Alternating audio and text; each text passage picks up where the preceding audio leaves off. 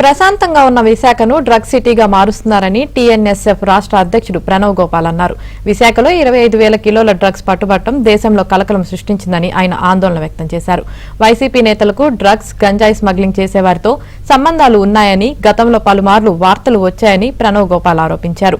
పట్టుబడిన డ్రగ్స్ తో ఎవరెవరికి సంబంధాలు ఉన్నాయో సీబీఐ అధికారులు పూర్తి స్థాయిలో దర్యాప్తు చేయాలని ప్రణవ్ గోపాల్ డిమాండ్ చేశారు. నిన్న ఏదైతే 25,000 కేజీల డ్రగ్స్ దొరికిందో ఈరోజు విశాఖపట్నం ప్రజలతో పాటు ఆంధ్రప్రదేశ్ రాష్ట్రంలో ఉన్న ప్రజలందరూ కూడా ఈరోజు భయపడే పరిస్థితి ఈరోజు ఆంధ్రప్రదేశ్ రాష్ట్రంలో ఉంది. ఈరోజు సిటీ ఆఫ్ డ్రగ్స్ ఈరోజు విశాఖపట్నం గత 5 సంవత్సరాలుగా మారిపోయిన పరిస్థితి ఈరోజు ఆంధ్రప్రదేశ్ రాష్ట్రంలో ఉంది. ఏదైతే ఈరోజు అధికార పార్టీకి చెందిన నాయకులతో ఏదైతే ఈ యొక్క మెయిన్ అధినేత ఏదైతే ఉన్నాడో ఈ యొక్క కంపెనీకి అధినేత కూనం వీరభద్రరావు అయితే ఉన్నాడో ఆయనకి అధికార పార్టీకి చెందిన నాయకులతో ఈరోజు సోషల్ మీడియాలో వేదికగా అనేక చోట్ల కూడా ఈరోజు ఫొటోస్ చూడడం జరుగుతుంది. అప్పుడు జగన్మోహన్ రెడ్డి గారు చర్యలు తీసుకుని ఉంటే ఈరోజు విశాఖపట్నం కేంద్రానికి పునరావృతం